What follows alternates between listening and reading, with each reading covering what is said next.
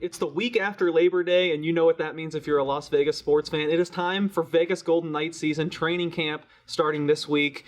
At Las Vegas Sun, we have so many great coverage plans for this season. Behind this guy, our expert, our beat writer, Justin Emerson. I'm Case Keefer. Together, we make up the Vegas Golden podcast. We've got a really cool preview series going on, a player a day, where we're going to go through the whole roster, breaking down what to expect from everyone.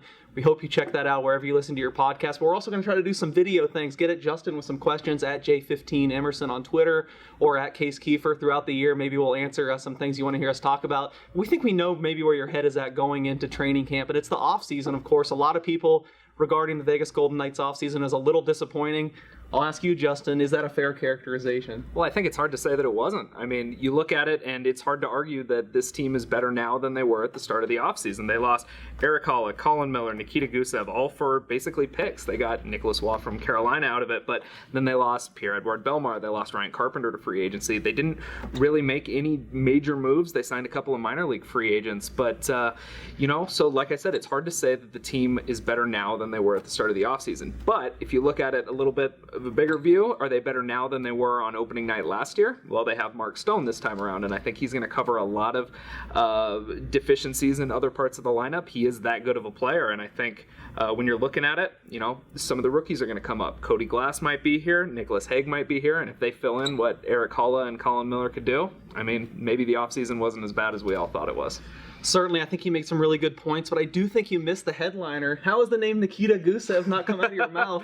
I know a lot of people. I thought I said it. Oh, did you say him? Okay, I'm sorry. Well, you didn't spend enough time on him, I guess, for someone like me who was so excited to see what this guy could bring. The writing was always kind of on the wall. It was going to be tough to keep him, but of course he's traded after a long deliberation.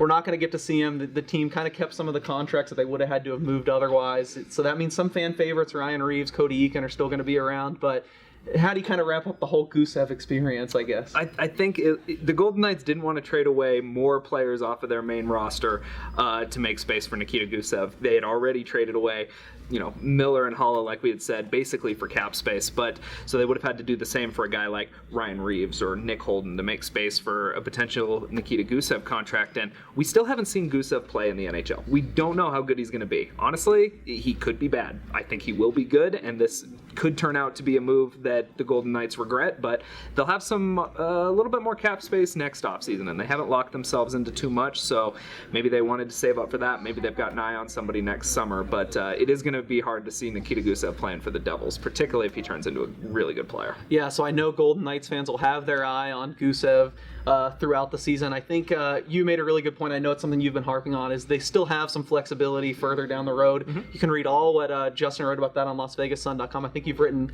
multiple stories.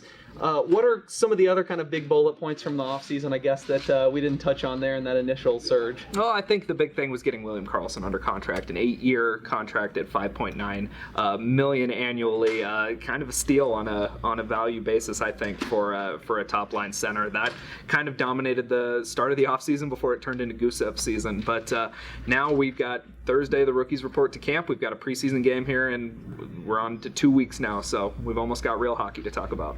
Well, there you have it. Wild Bill is back. We are back. For Case, Justin, Vegas Golden Podcast, make sure you check out our A Player a Day preview series. And once again, get at us at social media with some questions. Maybe we'll come to you throughout the year, answering some of them in this video format. Vegas Golden Podcast, thanks for checking us out.